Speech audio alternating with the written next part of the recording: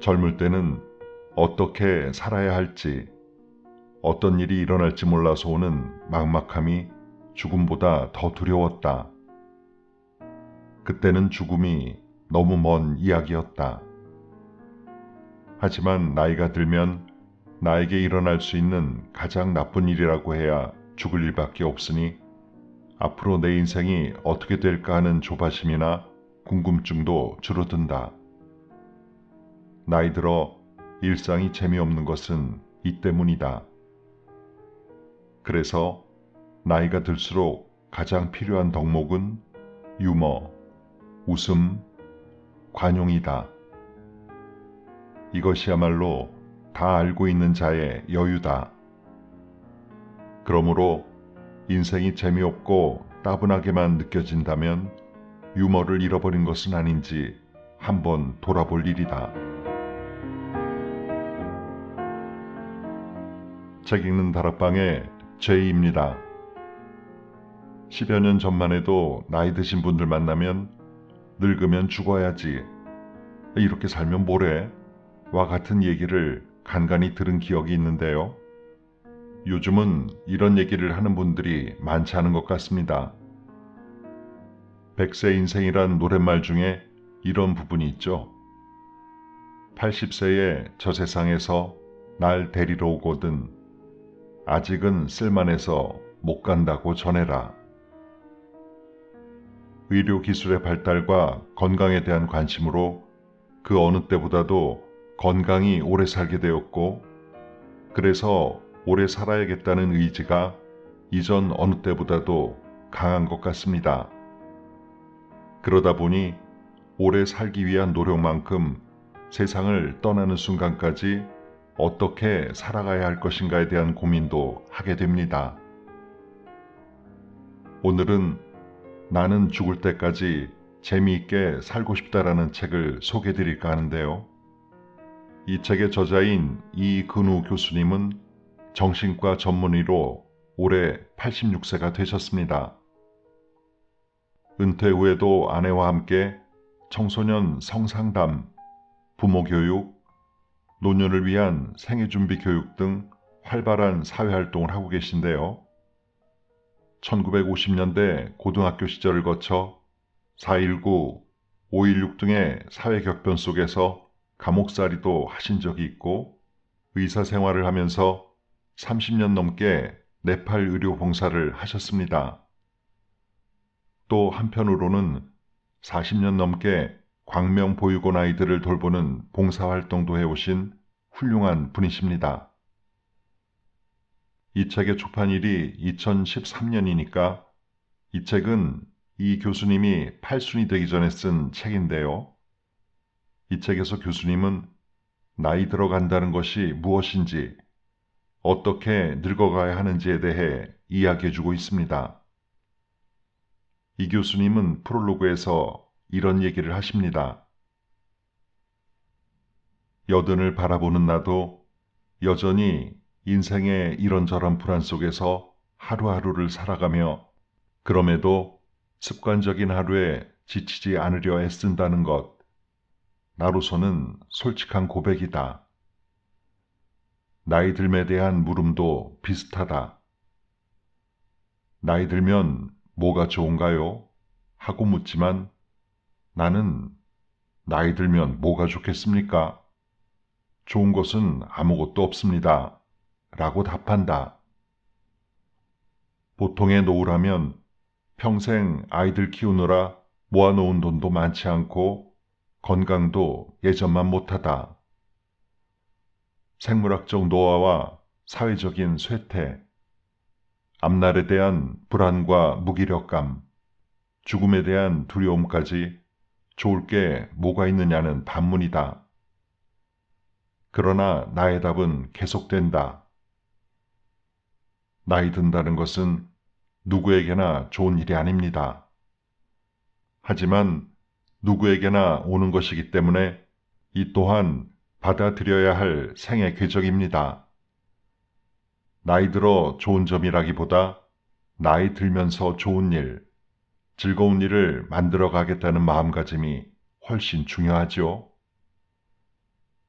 생각해보면 젊은 날의 나는 무엇이든 재미를 택하려고 했었다. 재미있는 일만 골라 한 것이 아니다. 내가 해야 할 일을 재미있는 쪽으로 만들어 갔다. 서너 평 남짓한 진료실에서 하루 종일 환자들이 자기만의 세계에 갇혀 쏟아내는 아프고 슬픈 이야기들을 듣다 보면 내 몸과 마음은 커다란 쇠공을 매단 듯 무겁고 어두워지곤 했다. 내가 그들을 완벽하게 낫게 해줄 수 없다는 데서 오는 스트레스였다. 나는 생각을 바꿨다. 환자들이 조금이라도 나아지는데 도움이 되는 일을 해보자고. 그러자 좋은 생각들이 많이 떠올랐고 곧바로 실천에 옮겼다. 정신과 폐쇄병동을 개방병동으로 바꾸고 환자들이 속마음을 털어내는 사이코 드라마를 시도하고 정신이 아플 뿐 몸은 건강한 환자들을 위해 체력 단련실을 만들었다. 이를 만들어가는 과정에서 나는 신이 났고 즐거웠다. 한마디로 재미있게 견디기다. 그래서 나는 50여 년의 정신과 의사 생활에서 지치지 않을 수 있었다. 러셀은 말했다. 재미의 세계가 넓으면 넓을수록 행복의 기회가 많아지며 운명의 지배를 덜 당하게 된다고. 그런 재미를 추구한 덕분에 노년이 된 지금 나는 심심하지 않게 잘 살고 있다.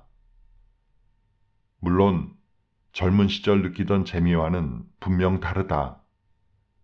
그러나 젊어서나 나이 들어서나 똑같은 재미를 느끼는 일은 정말 재미없지 않을까? 바로 지금 나이에 내가 가진 것만으로도 즐거움을 느끼는 일이 진짜 재미다.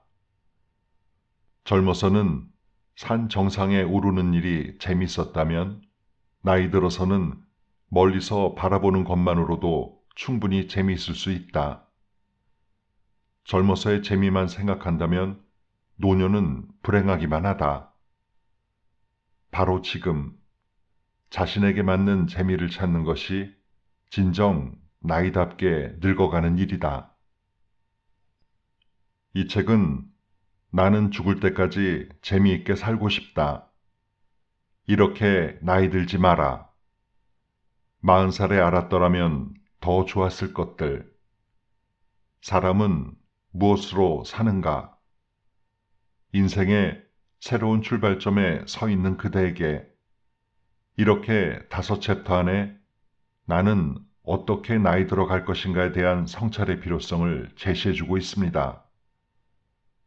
공감이 되는 글들이 참 많았는데요. 이 가운데 몇 개의 글을 골라 소개해드리겠습니다.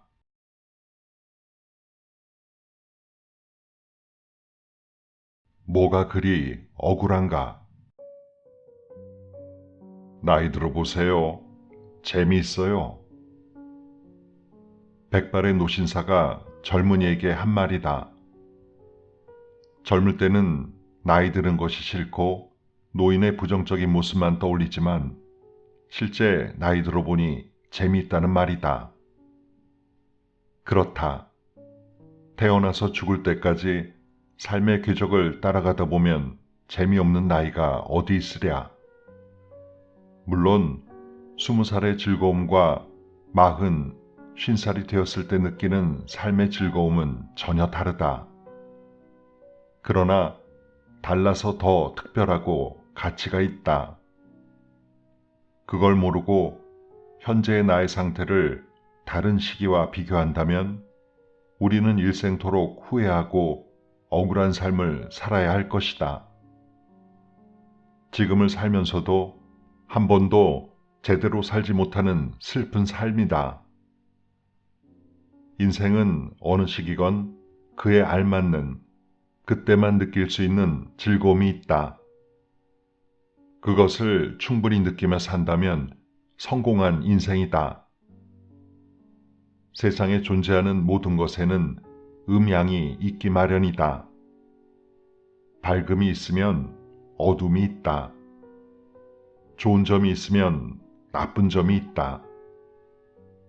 영원히 간직하고 싶은 젊음의 열정과 에너지가 오히려 젊음을 좌절시키기도 한다. 힘없고 느리기만 한 늙음이 천천히 익어가는 술처럼 그윽한 인생의 향을 품어낸다. 그러므로 좋은 것이 늘 좋으리란 법은 없으며 나쁜 것이 언제나 나쁜 것도 아니다. 우리에게 필요한 것은 어느 한쪽만 보는 것이 아니라 바로 보는 것이다.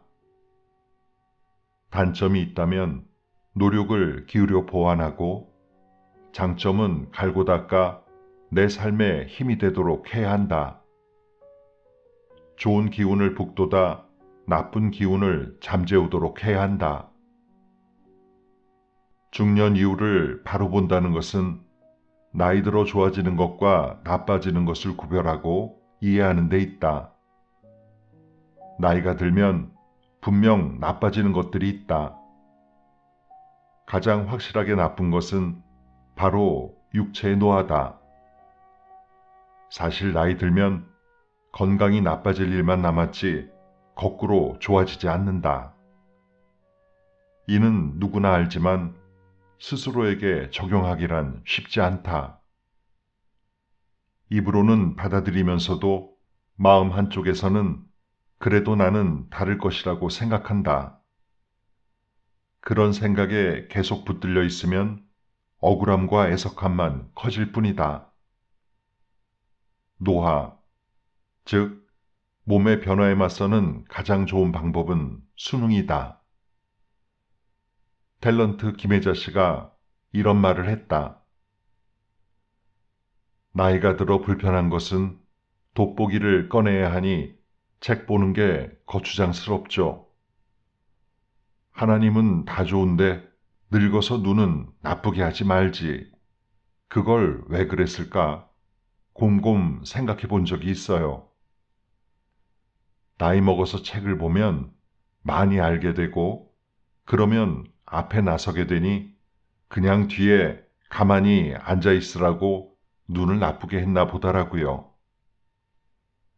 김혜자 씨의 부드러운 미소와 딱 맞아떨어지는 생각이다. 이런 자세라면 나빠지는 청력과 시력에 별 거부감 없이 자연스럽게 보청기를 끼고 돋보기를 쓸 것이다. 보청기와 돋보기는 거추장스러운 게 아니다. 오히려 젊어서 듣지 못했던 소리, 보지 못했던 세세한 것까지 보도록 노력하게 만드는 고마운 물건이다. 또 하나 나이 들미 두려운 이유가 기억력이 떨어지는 뇌력 저하다. 이런저런 약속과 집안 행사를 잊어버린다거나 지갑이나 열쇠를 어디에 두었는지 도통 생각이 나지 않을 때 이런 정말 늙었나 봐 라는 식으로 스스로를 비아냥대기도 한다. 이 말이 입버릇이 되면 나도 모르게 더 빨리 나이 들어 버린다. 나도 수첩을 양복 안주머니에 넣어둔 것을 잊어버려 고생한 일이 있고 바로 어제 일이 기억나지 않은 적도 여러 번이다. 처음엔 충격이 컸다.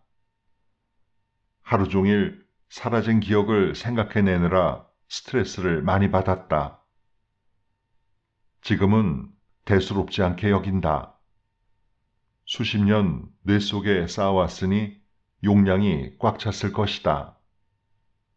이젠 나의 뇌가 알아서 자동으로 필요하지 않은 것들을 입력시키지 않을 뿐이라고 생각하면 마음이 편해진다.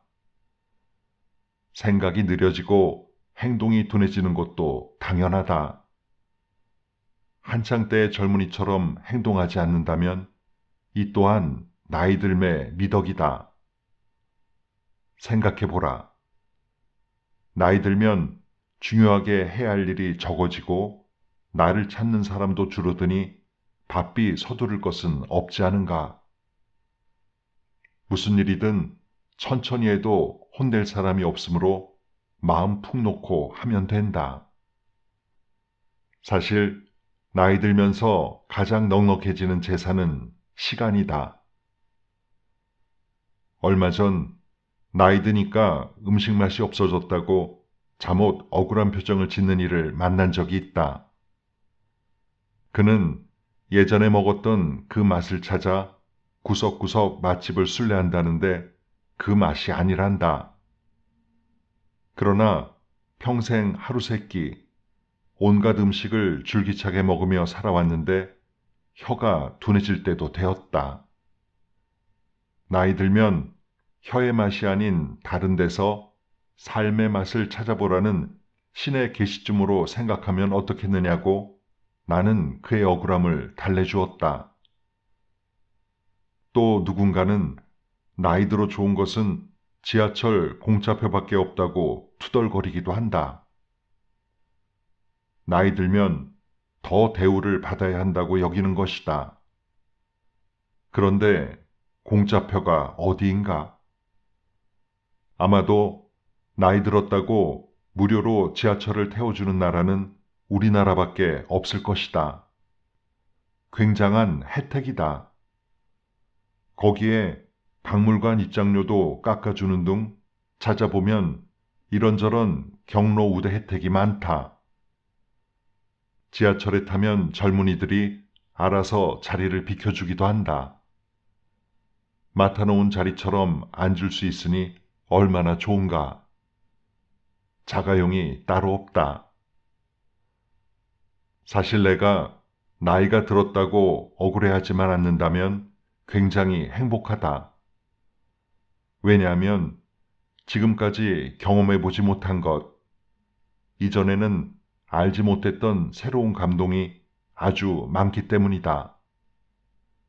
그 즐거움을 누릴 생각은 하지 않고 억울한 생각만 하면 무기력해지고 우울감에 빠진다. 나이가 들면 좋은 점은 생활이 단순해진다는 것이다. 책임도 의무도 줄어든다. 시간이 늘어나고 인내심이 많아지고 감정이 섬세해진다. 평소에 바쁘다는 핑계로 하지 못했던 일들을 불어난 시간에 하나씩 해보는 재미를 누리는 것도 좋다. 여행을 하고 글을 쓰거나 악기를 배워도 좋으리라. 더디 진도가 나가도 누가 뭐라 하지 않을 것이다. 오히려 새로운 시작을 칭찬해 주리라. 나이가 들면 긴 시간이 드는 일을 찾아 제대로 시작해보라. 잘 안 돼도 서투러도 시간이 넉넉하므로 내 자신을 기다려줄 수 있다. 요즘 나는 매일 아침 잠자리에서 눈을 뜰 때마다 신기하다. 주위에는 밤에 자다가 세상을 떠난 동창이나 선후배가 많다. 나 또한 내일이 반드시 예약되어 있지 않다. 그래서 아침에 눈을 뜨면 가장 먼저 와, 눈 떴구나 하고 쾌재가 터져 나온다. 그 순간에 찰나적인 신비감이라니. 젊을 때는 이런 신비감을 단 한 번도 느낀 적이 없다. 그때는 아침마다 기계적으로 일어나 하루를 시작했을 뿐이다. 그러나 지금은 나에게 남은 생물학적 여명이 적다는 데서 오는 하루하루의 희열감에 매일 아침이 행복하다. 이것도 나이 든 자들만이 느낄 수 있는 특별한 감동이다. 일본 시인 이사이 하이쿠다. 얼마나 운이 좋은가. 올해에도 모기에 물리다니.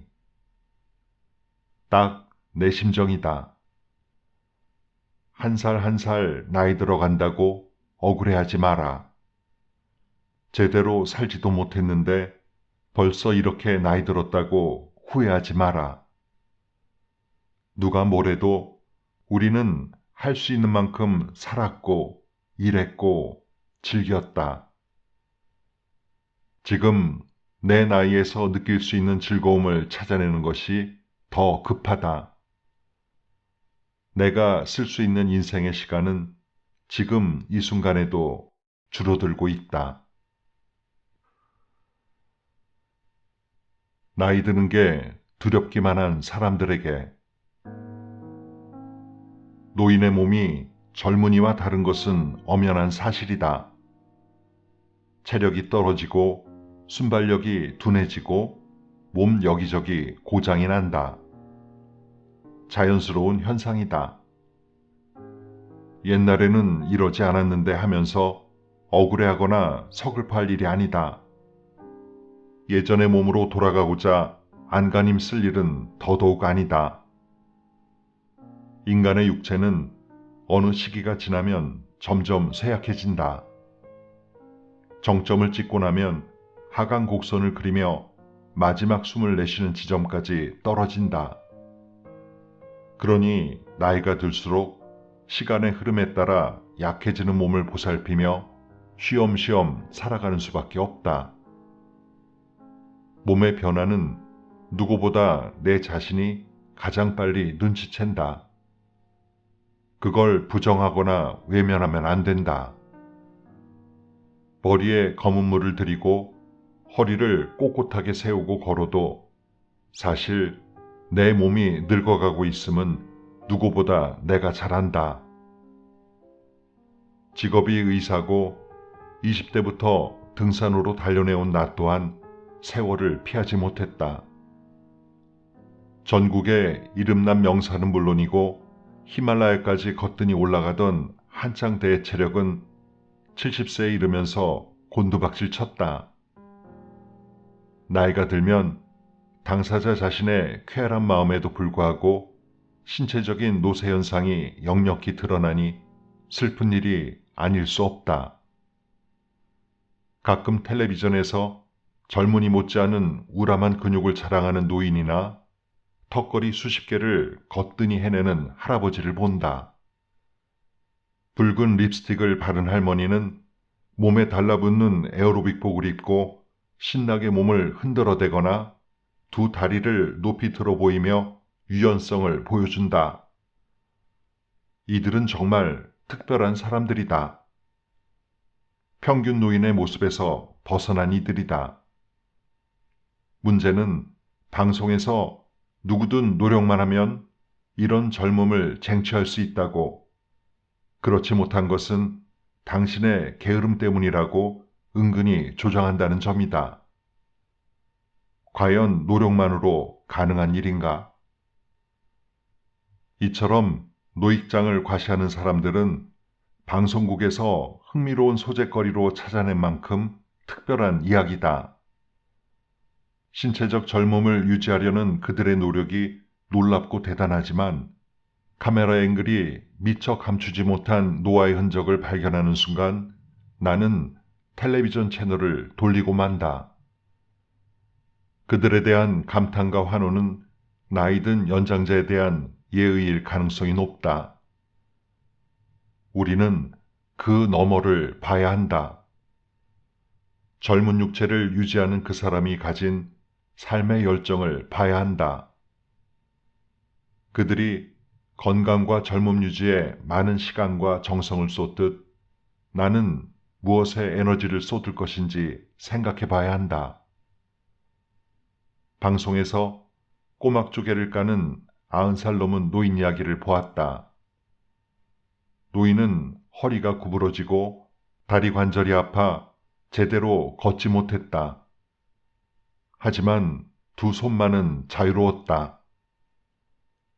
구부러지고 주름진 손으로 벤이라는 아들을 도와 꼬막을 까는데 그 실력이 대단했다.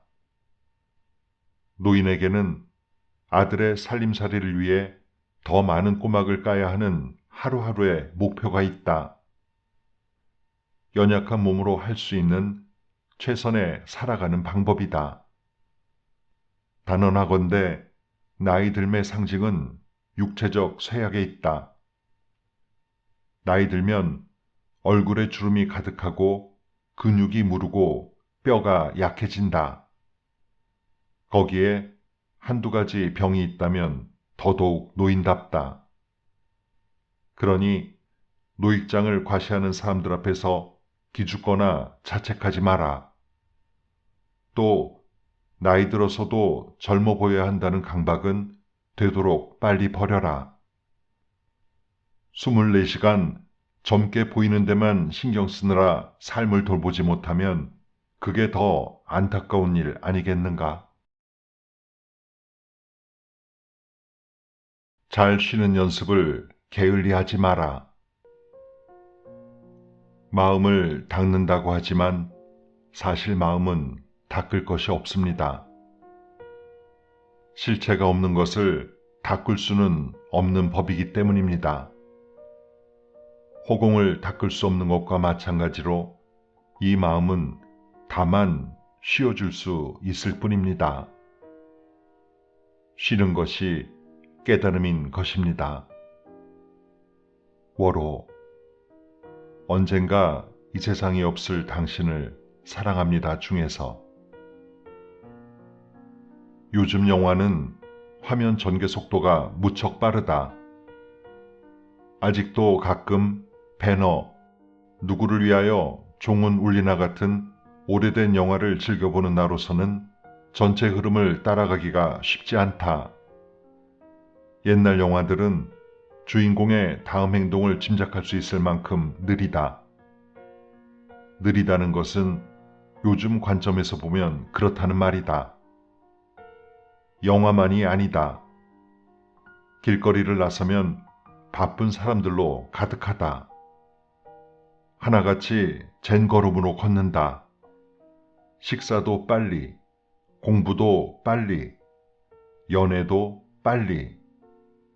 남보다 빠르게 앞서 나가는 것이 성공을 결정하는 중요한 요소가 되었다. 뚜렷한 목표가 없어도 남들이 그러니 나도 하는 생각으로 뛰기도 한다. 사회가 그렇게 뛰도록 다그친다. 정상에 오른 사람들도 결코 만족하지 못한다. 손 놓고 있으면 뒤처지는 기분이 들어 불안하다. 정말 피곤한 삶이다. 전문가들은 쉬면서 일할 것과 여가를 선용하라고 충고한다. 그런데 요즘 사람들은 쉼이나 여가조차 남들이 좋다고 하는 것을 따라야 직성이 풀리는 것 같다. 여름 휴가 때는 동해안과 남해안 해변에 사람들이 인산인해를 이루고 겨울에는 스키장에 몰린다.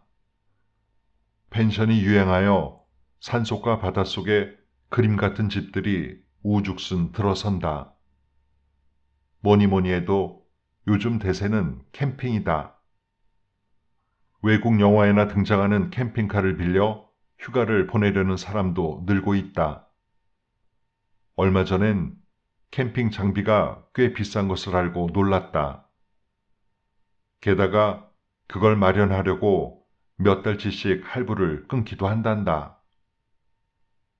텐트 한 장으로도 야영이 충분한 시절이 있었는데 요즘 사람들은 숟가락, 젓가락까지 완벽하게 갖추고 떠난다.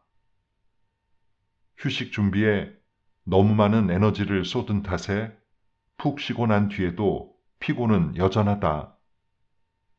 휴식이 또 하나의 스트레스가 된 격이다. 휴식마저 사람들이 이리저리 쏠리며 비슷한 형태를 띠는 것은 남들과 다르게 행동하면 뭔가 중요한 것을 놓치거나 손해를 볼지도 모른다는 생각 때문이다. 그 생각만 버리면 보이는 것도 많고 즐길 수 있는 것도 많다. 자신의 몸과 마음을 가장 편하고 즐겁게 할 방법을 찾아내는 것이 나만의 진짜 휴식이다. 휴식의 한자를 풀이하면 사람이 나무 옆에 앉아 스스로 마음을 들여다보고 숨쉬는 것이다. 이 글자풀이만으로도 휴식은 아주 단순하고 쉽고 편안하다. 박완서 선생이 쓴 휴가에 대한 글이 떠오른다. 여름 휴가를 맞아 바다로 산으로 사람들이 썰물처럼 빠져나간 텅 빈 서울. 홀로 남은 듯한 느낌이지만 선생은 이상하게도 마음이 차분해졌다. 거리를 쏜살같이 달리던 자동차도 북적이던 사람도 드문드문 오갈 뿐 선생은 남들이 모두 휴가를 떠난 빈 도시에서 역설적으로 휴가를 즐긴 셈이었다. 내가 즐겨하는 휴식의 방법은 명상이다. 고요한 공간에 앉아 눈을 감고 호흡을 통해 몸과 마음을 다독인다.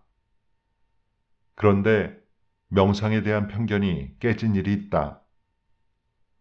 네팔 오지에서 한 명상가의 제안으로 명상 체험을 했다. 나는 바위를 마주하고 앉은 채 두 눈을 감는 명상, 그야말로 교과서적 명상을 상상했다. 그러나 4,000m가 넘는 고산에서 명상가는 펄쩍펄쩍 뛰게 하고 숨을 크게 쉬는 호흡법을 가르쳐 주었다. 내가 익히 알던 고요한 좌선이 아니었다. 하늘이 내려다 보이는 높은 산에서 온몸을 자유롭게 흔들어대는 명상을 하면서 속이 어찌나 후련하던지 좌선만 명상법으로 알았던 나에게는 신선한 충격이었다. 여유로움이란 다음을 위한 저축이요 생체 리듬을 북돋우는 영양제 역할을 한다. 남들이 하는 휴식법에서 벗어나 보자.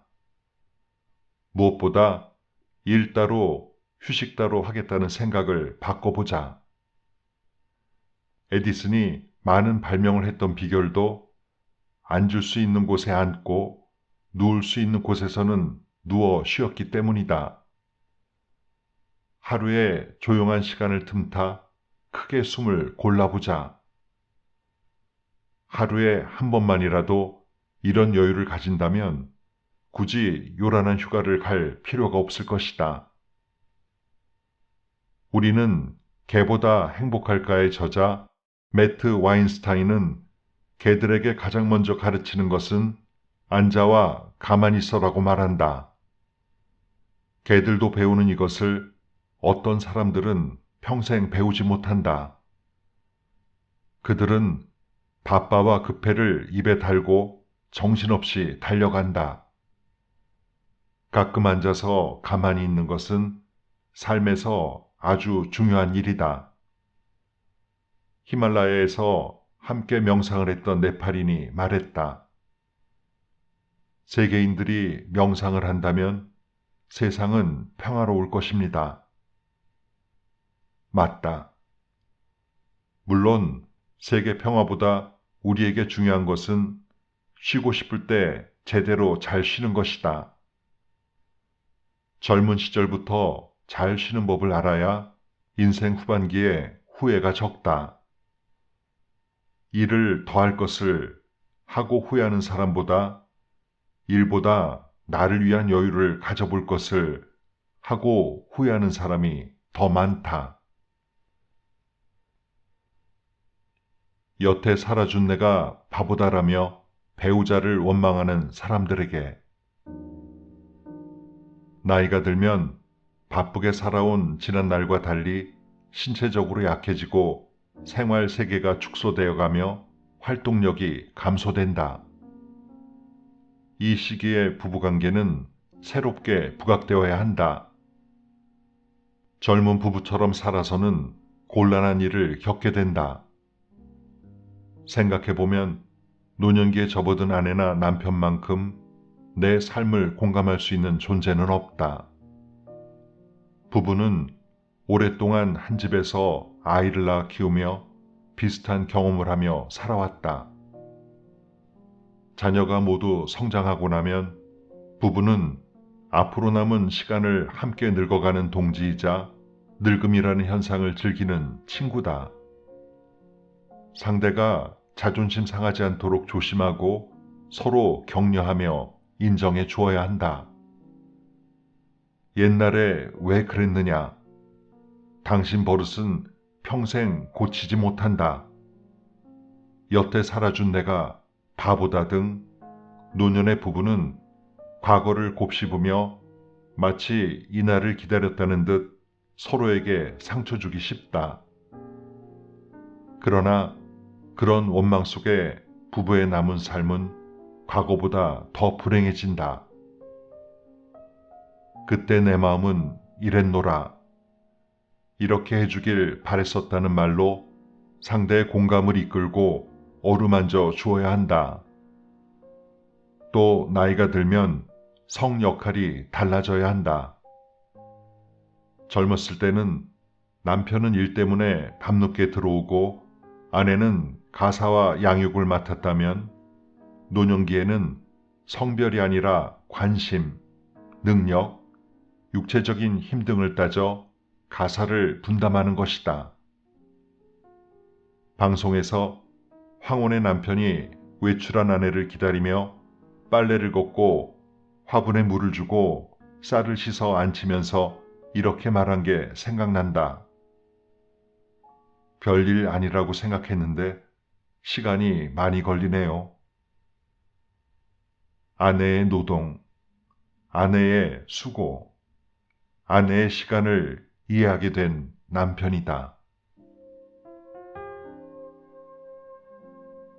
보들레르는 사랑하면서 가장 중요한 것은 이별하는 방법을 아는 것이다라고 말했습니다. 바꿔 말하면 잘 헤어지기 위해서는 후회 없을 만큼 사랑해야 하고 그 사랑의 하루하루는 이별에 대한 생각으로 마음에 불안함이 없는 하루일 겁니다. 우리의 마지막 순간에 기억되는 건 미워하고 증오해온 사람들이 아닌 내가 진심으로 사랑했던 사람들의 얼굴일 테니까요. 오늘도 좋은 하루 보내세요.